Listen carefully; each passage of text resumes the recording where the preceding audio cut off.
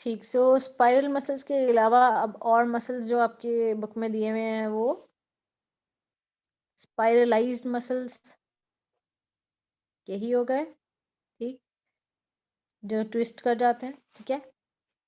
Cruciate muscles का भी हमने डिस्कस कर लिया। एक मसल जो हमने पिछली स्लाइड में देखा था वो ये है कि जी एक जगह से स्टार्ट हुआ मसल फाइबर और फिर सर्कल करके ऐसे इस तरह से उसी पॉइंट पे आके अटैच हो गया, ठीक है। और they are surrounding an opening. Opening कौन सी हो सकती है, जैसे माउथ जो है उसकी जो ओपनिंग है उसके गिर्द लिप की सराउंडिंग में एक मसल मौजूद है विच इज कॉल्ड ऑर्बिकुलरिस ओरिस। और आईज के इर्द गिर्द भी जो है ना आईलेट्स के सराउंडिंग में एक और मसल मौजूद है जिसको हम कहते हैं ऑर्बिकुलरिस ओकुली, ठीक है। इन दोनों मसल्स का काम क्या होता है कि ये जो ओपनिंग है जब ये कॉन्ट्रैक्ट और रिलैक्स करते हैं तो ये ओपनिंग को क्लोज और ओपन कर रहे होते हैं, ठीक है। सो उस ओपनिंग के डायमीटर को कंट्रोल करने वाले जो मसल्स हैं इनको हम कहते हैं सर्कुलर मसल्स। माउथ में ऑर्बिकुलरिस ओरिस है और जो आई है उसमें ऑर्बिकुलरिस ओकुली है, ठीक। सो ये डिफरेंट कैटेगरीज हैं अकॉर्डिंग टू मसल सेल्स या मसल फाइबर्स, ठीक है, डायरेक्शन ऑफ मसल फाइबर्स। तो आपको जो क्वेश्चन आएगा वो होगा अकॉर्डिंग टू मसल आर्किटेक्चर या according to muscle form how do we classify skeletal muscle, ठीक है। तो स्केलेटल मसल की फिर डिफरेंट आप हेडिंग कर सकते हो। जैसे पहली कैटेगरी होगी कि skeletal muscle with parallel fibres, ठीक। पैरेलल फाइबर्स में हमने ये क्वाड्रिलेटरल मसल्स भी देखे, ठीक है। फिर हमने फ्यूजिफॉर्म मसल्स भी देखे और तीसरी कैटेगरी हमने स्ट्रैप लाइक मसल्स की देखी या रिबन लाइक मसल भी जिन्हें हम कहते हैं, ठीक। उसके बाद फिर हमारे पास ऑब्लीक फाइबर्स वाले मसल्स आ जाते हैं। ऑब्लीक फाइबर्स वाले में हमने ये फैन शेप या ट्रायंगुलर मसल्स की बात की थी। फिर ऑब्लीक फाइबर्स में हम लोगों ने पिन्नेट मसल की बात की। पिन्नेट में यूनिपिन्नेट भी आ जाते हैं, बायपिन्नेट भी आ जाते हैं, मल्टीपिन्नेट भी आ जाते हैं और फिर हमारे पास ये रेडिएट या सरकमपेनेट मसल्स आ जाते हैं, ठीक। और उसके अलावा फिर जो फर्दर कैटेगरीज हैं जिनमें जो डायरेक्शन ऑफ मसल फाइबर्स है वो डिफरेंट है, उनमें हमारे पास क्रूशिएट मसल्स का एक ग्रुप आ जाता है, स्पाइरलाइज मसल्स का ग्रुप आ जाता है और सर्कुलर मसल्स का ग्रुप आ जाता है जो मैंने अभी आपको बता दिया। अच्छा, और भी कैटेगरीज हो सकती हैं अकॉर्डिंग टू रीजन भी आप क्लासिफाई कर सकते हैं कि जी muscles of upper limb, lower limb, trunk, ठीक है। According to colour of muscle fibre भी करते हैं, अकॉर्डिंग टू एक्शन भी करते हैं। तो अकॉर्डिंग टू एक्शन जो हमारे पास कैटेगरीज है वो इम्पोर्टेंट है, आप लोगों के लिए भी स्पेशली बहुत ज्यादा इम्पोर्टेंट है। इनमें हमारे पास आ जाते हैं जी प्राइम मूवर्स यानी एगनिस्ट। ये कौन से मसल्स हैं? दीज आर द मसल्स जो कि इनिशिएशन और मेंटेनेंस करते हैं एक पर्टिकुलर मूवमेंट। एक खास जो मूवमेंट है उसको प्रोड्यूस करना, स्टार्ट करना और उसको मेन फोर्स जो होती है वो प्राइम मूवर की होती है, ठीक है। जैसे बाइसेप ब्रेकिया जो है वो प्राइम मूवर है एल्बो जॉइंट पे और फोर आर्म का वो जो सुपिनेशन वाला एक्शन है उसमें बेसिकली प्राइम मूवर है। फ्लेक्शन ऑफ एल्बो पे बाइसेप ब्रेकिया जो है वो प्राइम मूवर नहीं है, ठीक है, वो हेल्पर है। लेकिन प्राइम मूवर कौन सा है? Brachialis muscle. तो आपने हर जॉइंट पे ये देखना है कि जो मेन प्राइम मूवर है वो कौन सा है, हेल्पर्स कौन से हैं। और कुछ ऐसे मसल्स होंगे जो कि प्राइम मूवर के एक्शन को अपोज कर रहे हैं, उसका ऑपोजिट एक्शन होता है, ठीक है। जैसे ट्राइसेप ब्रेकिया जो है फ्लेक्शन में उसका फ्लेक्शन वाले जो मसल्स हैं उनके अगेंस्ट इसका एक्शन होता है, ठीक है। ये एक्सटेंशन का मसल है। So this is opposite to the action of brachialis and bicep brachii जो कि एल्बो पे फ्लेक्शन करते हैं, ठीक। सो एक हो गया हमारे पास एगनिस्ट या प्राइम मूवर्स। फिर हमारे पास हो गए एंटागनिस्ट या जो कि अपोज कर रहे हैं एक्शन को, ठीक है। और इनका क्या काम है कि जब प्राइम मूवर जैसे जब फ्लेक्शन का काम करवा रहा होगा तो उस वक्त एंटागनिस्ट जो है उनकी इनिबिशन हो रही होती है एंड दे अंडरगो रिलैक्सेशन, ठीक है। तो वो लेंथन हो रहे होते हैं और रिलैक्स कर रहे होते हैं, जैसे ट्राइसेप ब्रेक है। अच्छा, इसके अलावा भी एक दो कैटेगरीज है ये, ठीक है। हमारे पास एक ग्रुप आ जाता है जिसे हम कहते हैं सिनर्जिस्ट जो है उनको हम पार्शियल एगनिस्ट भी कह सकते हैं। सॉरी,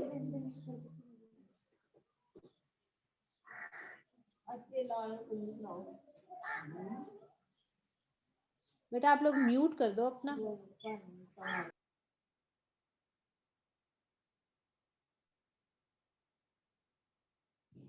ओके, सो सिनर्जिस्ट, सॉरी हम क्या बात करें जी, सिनर्जिस्ट आर पार्शियल एंटेगनिस्ट। ठीक है, पार्शियल एगनिस्ट भी हो सकते हैं, पार्शियल एंटेगनिस्ट भी होते हैं। ठीक है, तो पार्शियल एंटेगनिस्ट के तौर पर ये कब काम करते हैं, जब इन्होंने थोड़ी सी अनवांटेड मूवमेंट जो है ना उसको प्रिवेंट करना हो। ठीक है, सो ये प्राइम मूवर की जो अनवांटेड मूवमेंट होती हैं उनको प्रिवेंट करते हैं। प्राइम मूवर एक मसल है जो कि एक से ज्यादा जॉइंट को क्रॉस कर सकता है। फॉर एग्जाम्पल, ठीक है, एक मसल है जो कि रिस्ट जॉइंट को भी क्रॉस करे और फिंगर के जॉइंट्स को भी क्रॉस करे। ठीक है, तो हमने जो एक्शन लेना है वो बेसिकली फिंगर्स पे लेना है। तो रिस्ट पे अगर प्राइम मूवर जो है उसका अगर लेंथ यूज होगी तो फिर फिंगर्स पे मैक्सिमम इफेक्ट नहीं आएगा। सो सिनर्जिस्ट क्या है कि वो मसल्स हैं जो रिस्ट पे जो एक्शन है उसको अपोज कर देंगे या फिक्स कर देंगे, वहां पर जो प्राइम मूवर की लेंथ है उसको नहीं यूज होने देंगे। तो फिर सारी की सारी जो एफर्ट होगी प्राइम मूवर की वो फिंगर्स पे या डिजिट्स पे यूज हो जाएगी। ठीक है, इस तरह की बहुत सारी एग्जांपल्स हैं।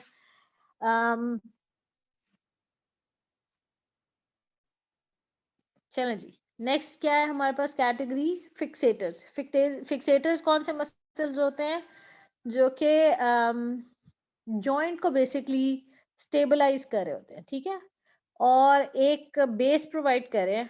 ठीक है, जिसपे प्राइम मूवर का एक्शन जो है ना वो बेहतर हो जाता है। Its contraction does not produce movement by itself but it stabilize the origin of prime mover. एक चीज को अगर वो स्टेबलाइज कर दें तो उसके ऊपर प्राइम मूवर का एक्शन जो है ना वो और ज्यादा स्ट्रॉन्ग या बेहतर हो जाता है। ठीक है, एग्जाम्पल भी आपके सामने दी हुई है कि शोल्डर गर्डल पे हमने मतलब आप लोगों ने अब रोटेटर कफ्स तो पढ़ लिए होंगे। ठीक है, वो जो शोल्डर जॉइंट को फिक्स कर रहे हैं और सपोर्ट कर रहे हैं। ठीक है, तो डेल्टॉइड का अगर एक्शन है शोल्डर जॉइंट के ऊपर, जो जो छोटे छोटे मसल्स हैं रोटेटर कफ, वो उसको सपोर्ट करें एज फिक्सेटर्स। चलो, एक्शन वाली कैटेगरीज भी होगी हमारी, और फाइबर की आर्किटेक्चर या स्ट्रक्चर वाली कैटेगरीज भी होगी। एक कैटेगरी है जी according to the relative colour of the skeletal muscle. ठीक है, उसमें हमारे पास red and white skeletal muscle आते हैं। अब रेड और वाइट में सॉरी रेड और वाइट में क्या डिफरेंसेस होंगे। जो रेड वाले मसल्स हैं इनको रेड मसल्स क्यों कहते हैं, क्योंकि इनमें मायोग्लोबिन जो है वो जो प्रोटीन है oxygen binding protein in skeletal muscle, जैसे हीमोग्लोबिन होती है oxygen binding protein in blood, उसी तरह से मायोग्लोबिन प्रोटीन जो होती है जो स्केलेटल मसल में है फॉर बाइंडिंग ऑक्सीजन, उसका हाई कंटेंट होता है। ठीक है, और ये रेडिश प्रोटीन होती है तो इस वजह से ही एक रेडिश टिंज आ जाता है। और दूसरा क्या इम्पोर्टेंट बात है, अमाउंट ऑफ माइटोकॉन्ड्रिया भी रेड मसल्स में ज्यादा होते हैं।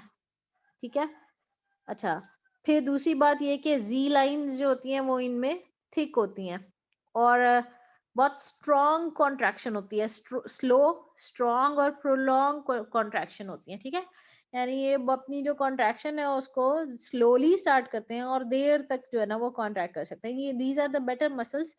क्यों, क्योंकि ये अपनी जो एनर्जी है उसको मेंटेन रख सकते हैं। रेड मसल्स जो है उनमें फटीग जल्दी नहीं होती, थकते नहीं है जल्दी, ये वो वाले मसल होते हैं। जस्ट लाइक हमने पहले पढ़ा था कि जो इनवॉलेंट्री मसल्स हैं वो स्लो होते हैं, उनकी सस्टेन्ड होती है कॉन्ट्रैक्शन। तो रेड मसल में क्योंकि स्टोर्ड ऑक्सीजन भी ज्यादा है, अमाउंट ऑफ माइटोकॉन्ड्रिया भी ज्यादा है, एटीपी भी ज्यादा प्रोवाइड हो रहे हैं। ठीक है, ग्लाइकोजन स्टोरेज वगैरह भी होगी ज्यादा। तो इस वजह से ये जो है ये अपनी कॉन्ट्रैक्शन को सस्टेन करते हैं, जल्दी फटीग नहीं होते, जल्दी नहीं थकते। व्हाइट मसल्स क्या करते हैं, व्हाइट मसल्स के अंदर मायोग्लोबिन भी कम हो गई, माइटोकॉन्ड्रिया भी कम हो गए, जी लाइंस भी थिन हो गई, कॉन्ट्रैक्शन भी इनकी जल्दी से शुरू होती है और जल्दी खत्म हो जाती है। रैपिड कॉन्ट्रैक्शन होती है और जल्दी खत्म हो जाती है। क्यों जल्दी खत्म हो जाती है, क्योंकि ऑक्सीजन जो स्टोर हुई हुई है वो खत्म हो जाएगी, एनारोबिक ग्लाइकोलिसिस स्टार्ट हो जाएगी, तो उसकी वजह से लैक्टिक एसिड जमा होना शुरू होता है, तो जल्दी थक जाते हैं। और लैक्टिक एसिडोसिस जब स्टार्ट हो जाता है तो वो पेन सी जो स्टार्ट हो जाती है, जब जरूरत से ज्यादा हम एक्सरसाइज करते हैं तो जो पेन फील होती है वो लैक्टिक एसिड की एक्यूमुलेशन की वजह से होती है, ठीक है। तो ये वो मसला है कि जो जिनको बार बार रेस्ट की जरूरत पड़ती है, ठीक है। अब हमारे अंदर बॉडी के अंदर जो स्केलेटल मसल है उनमें व्हाइट फाइबर और रेड फाइबर जो है ना उनका मिक्सचर मौजूद है। कुछ मसल्स हैं उनमें रेड फाइबर ज्यादा है, तो रेड फाइबर्स का कंटेंट ज्यादा होने की वजह से उनको हम रेड स्केलेटल मसल कह देते हैं, लेकिन उनमें कुछ ना कुछ व्हाइट फाइबर्स की अमाउंट भी होती है। कुछ मसल्स हैं जिनमें व्हाइट फाइबर्स की अमाउंट ज्यादा है और रेड फाइबर्स की कम है। ह्यूमन बॉडी के अंदर कोई ऐसा मसल नहीं है जिनमें सिर्फ रेड फाइबर्स हो या सिर्फ व्हाइट फाइबर्स हो, ठीक है। तो जिनमें रेड फाइबर्स ज्यादा होते हैं वो कम थकते हैं मसल्स, लेकिन एक हद तक उनमें व्हाइट फाइबर्स होते हैं तो उनमें भी फटीग के चांसेस होते हैं, और जिनमें व्हाइट फाइबर ज्यादा है वो जल्दी फटीग हो जाते हैं, ठीक है। तो कुछ ऐसे मसल्स हैं जो, सॉरी, हाँ, शॉर्ट एक्शन वाले मसल्स हैं, ठीक है, काम स्टार्ट करने के लिए जरूरी होते हैं, और कुछ ऐसे मसल्स होते हैं कि जो फिर देर तक उसको चलाने के लिए, जैसे हम रनिंग कर रहे होते हैं, तो रनिंग में जो इनिशिएट करता है मसल लेग का वो गैस्ट्रोनीमियस मसल है, वो शॉर्ट एक्शन वाला मसल है, लेकिन उसकी स्पीड ज्यादा है, ठीक है ना। और उसके बाद फिर उसको मेंटेन करने वाला जो काम होता है वो रेड फाइबर्स जिसमें ज्यादा होंगे मसल वो है सोलियस। तो काफ के दो मसल हैं, एक मसल है जिसमें व्हाइट फाइबर ज्यादा है, गैस्ट्रोनीमियस, वो मूवमेंट को क्विकली स्टार्ट करवाता है या स्पीड अप करने में हेल्प कर सकता है, लेकिन शॉर्ट लिव्ड है। जो दूसरा है सोलियस, सोलियस में रेड फाइबर ज्यादा है, वो स्लोली स्लोली जो है ना वो लेके चलता है, लेकिन बहुत देर तक भागने में हेल्प करता है, ठीक है। तो ये चीज आपने याद रखनी है कि प्योरली रेड या प्योरली व्हाइट फाइबर्स ह्यूमन में नहीं होते, दूसरे वर्टिब्रेट में है लेकिन ह्यूमन में नहीं है। अच्छा, एक और कैटेगरी शायद आप फिजियोलॉजी में या अपनी काइनी में पढ़ेंगे, type A, B and C skeletal muscle fibres, ठीक है। तो ये जो मिक्सचर है उसी की वजह से ये टाइप ए, बी और सी बनते हैं, ठीक है। टाइप ए जिनमें रेड फाइबर्स बहुत ज्यादा होते हैं वो फास्ट ट्विच वाले, ठीक है। और टाइप सी जो है वो स्मॉलर हैं लेकिन फास्ट ट्विच वाले हैं, और टाइप बी जो है these are white fibre muscles, ठीक है। तो ये भी कैटेगरीज जो है ना वो डिपेंडिंग अपॉन के स्केलेटल मसल के अंदर वो जो एंजाइम एक्टिविटी है, हिस्टोकेमिकली इसको 3 कैटेगरीज में डिवाइड किया जाता है, लेकिन ये कैटेगरीज अभी आपकी जनरल एनाटॉमी वाली बुक में इतनी डिटेल्स में नहीं दी हुई, हो सकता है कि आप काइनी में ज्यादा डिटेल में पढ़ लें। चलो जी, नेक्स्ट क्या है, how do we name skeletal muscle. अब ये बहुत आसान सी चीज है, मैंने आपको लेक्चर में भी शायद बता दिया होता है, बता दिया था, ठीक है। नेमिंग जो है ये डिफरेंट कैटेगरीज हैं जिसके अकॉर्डिंगली नेम होता है। अटैचमेंट के अकॉर्डिंगली जो नेमिंग होगी वो अकॉर्डिंग टू, आप लोगों को स्क्रीन शेयर हो रही है जी। अकॉर्डिंग टू अटैचमेंट जो है, जैसे कोरेकोब्रेकियालिस मसल की एग्जांपल यहाँ पे दी हुई है कि starts from coracoid process and brachium हम आर्म के लिए यूज करते हैं, तो आर्म तक, आर्म की बोन तक जाता है, ठीक है।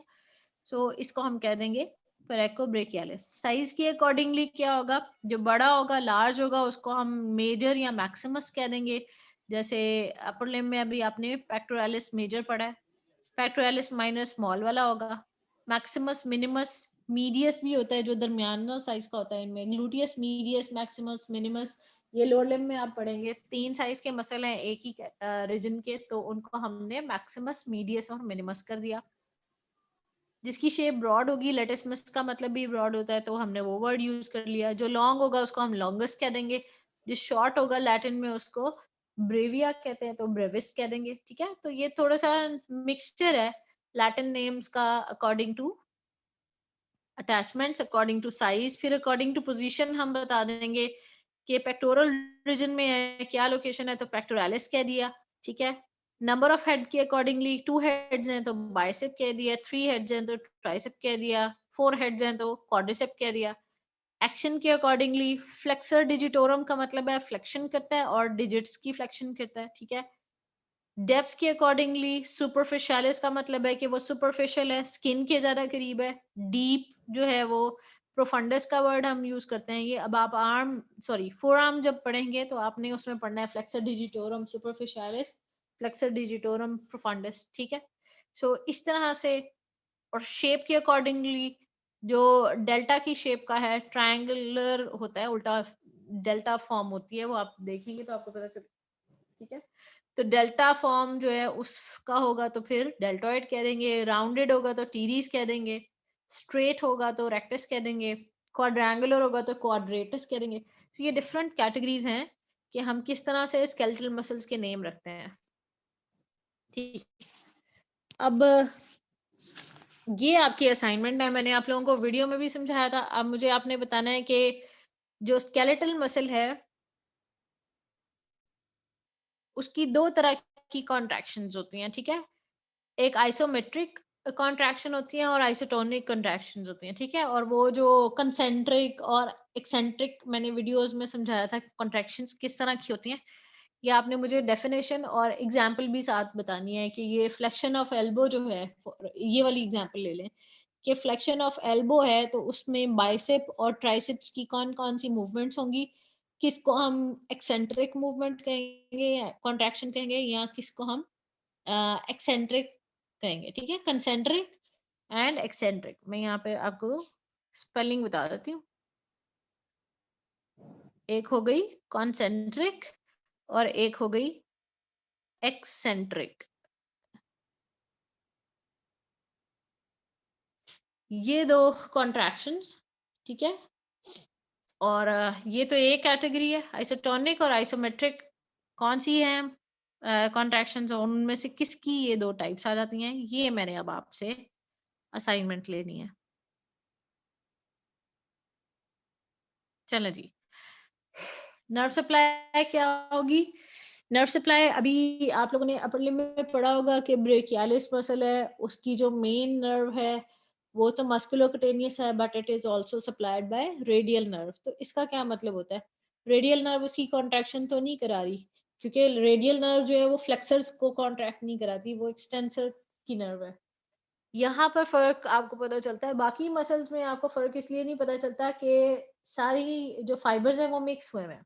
जो स्केलेटल मसल है उसकी जो नर्व सप्लाई है एक तो डायरेक्ट मसल फाइबर्स को आ रही है, ठीक है, जिसको हम कहते हैं मोटर नर्व सप्लाई। एक उसकी सेंसरी नर्व सप्लाई भी होती है। सेंसरी नर्व सप्लाई कौन सी होती है, जो कि दो तरह के ऑर्गन्स हैं स्केलेटल मसल के अंदर, उनको सप्लाई करती है। एक स्केलेटल मसल को यहाँ पर उन्होंने ओपन करके आपको स्पेशली दिखाया हुआ है कि नॉर्मल स्केलेटल मसल फाइबर्स जो है ना उनके अंदर कुछ स्पेशलाइज्ड स्केलेटल मसल फाइबर्स भी छुपे हुए हैं, ठीक है।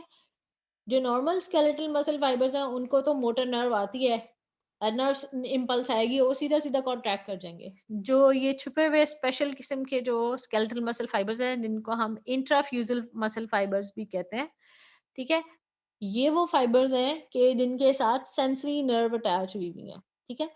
अब इनको हम कहते हैं न्यूरोमस्कुलर स्पिंडल्स। न्यूरोमस्कुलर स्पिंडल्स जो हैं वो स्केलेटल मसल के अपने स्पेशलाइज्ड फाइबर्स हैं which are attached to the sensory nerve endings. क्या होगा कि एक्स्ट्रा फ्यूजल फाइबर्स के साथ साथ ये स्पेशल मसल फाइबर्स भी कॉन्ट्रैक्ट और रिलैक्स करते हैं, क्योंकि मोटर नर्व भी इन तक भी आ रही है, ठीक। इनकी कॉन्ट्रैक्शन और रिलैक्सेशन के स्केलेटल मसल की लेंथ कितनी कम हो रही है, कितनी वो रिलैक्स कर रहा है, तो कितनी बढ़ रही है, सारा कुछ नॉर्मल चल रहा है, वो सेंसरी नर्व एंडिंग्स के थ्रू जो मैसेज है वो नर्वस सिस्टम में जाएगा। यानी मॉनिटरिंग हो रही है कि स्केलेटल मसल जो है सेल है उसकी लेंथ में कितनी चेंजेस आ रही हैं, किस तरह से हो रहा है, ठीक है। तो ये जो हम स्केलेटल मसल की कॉन्ट्रैक्शन को मॉनिटर करें, लेंथ को मॉनिटर करें, कॉन्ट्रैक्शन और रिलैक्सेशन को जो मॉनिटर करें वो करें थ्रू न्यूरोमस्कुलर स्पिंडल। अच्छा, एक और चीज भी होती है, एक होते हैं जो हमारे टेंडन है उनमें कुछ नॉर्मल टेंडन के जो फाइबर्स होते हैं वो होते हैं, और कुछ स्पेशलाइज्ड फाइबर्स होते हैं जिनको हम कहते हैं गोल्जी टेंडन ऑर्गन्स। जब मसल कॉन्ट्रैक्ट करता है तो वो टेंडन को पुल करता है और टेंडन ने बोन को पुल करना है, तो एक टेंशन है टेंडन के अंदर, मसल उसको खींच रहा है, उसने आगे से बोन को खींचना है, तो जो टेंशन है वो ट्रांसफर हो रही है फ्रॉम मसल टू बोन। तो टेंडन्स जो है उनके अंदर टेंशन कितनी है, कितना वो पुल हो रहे हैं, जरूरत से ज्यादा या जरूरत से कम तो नहीं हो रहे। ये चीज भी एक मॉनिटर हो रही है, that is being monitored through Golgi tendon organs. तो स्पेशल फाइबर्स जिनके अंदर सेंसरी नर्व एंडिंग्स खत्म होती हैं आके, उनको हम कहते हैं गोल्जी टेंडन ऑर्गन्स। तो नेचर ने ये सिस्टम एक रखा हुआ है मसल्स की लेंथ को मॉनिटर करने के लिए, न्यूरोमस्कुलर स्पिंडल्स, और टेंडन्स के अंदर जो टेंशन है या फोर्स है उसको मॉनिटर करने के लिए गोल्जी टेंडन ऑर्गन रखे हुए हैं, ठीक है। तो ये कुछ नर्व, सेंसरी नर्व्स होती हैं जो बाकी सारी नर्व्स के अंदर वो मिक्स होके आती हैं, हर मसल तक आती हैं सेंसरी नर्व्स, ठीक है। सो जो स्केलेटल मसल की नर्व सप्लाई है उसको हम कहेंगे कि 60% वो मोटर नर्व सप्लाई होती है और 40% जो है वो सेंसरी सप्लाई होती है। 60% जो मोटर आ रही है वो सारे स्केलेटल मसल को जो है ना वो नर्व सप्लाई जब देती है तो वो कॉन्ट्रैक्ट रिलैक्स करते हैं, और जो 40% है वो इन कामों में लगी हुई है कि वो मॉनिटर करने के लिए, ठीक है, सेंट्रल नर्वस सिस्टम को मैसेज देने के लिए। काम इतना ज्यादा है तो ऑब्वियसली स्केलेटल मसल की जो ब्लड सप्लाई है वो भी बहुत ज्यादा होगी, ठीक है। दे आर हाईली वेस्कुलर, ठीक, और specially exercise sorry, so exercise physical exertion में आप देख सकते हैं कि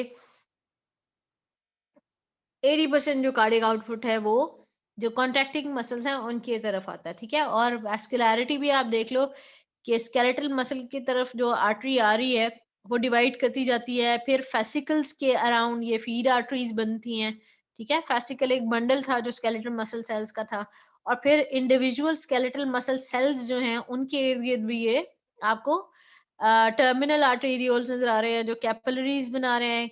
कैपिलरीज का एक बहुत डेंस नेटवर्क है, फिर आगे से फिर वेन्स बन रही हैं, ठीक है। तो हाईली वैस्कुलर ये स्ट्रक्चर्स है स्केलेटल मसल, क्योंकि इनकी एक्टिविटी बहुत ज्यादा होती है तो इनको न्यूट्रिशन की ही और ऑक्सीजन की बहुत ज्यादा जरूरत होती है। ओके जी, सो अभी we end with the discussion and we'll start with the question answer session.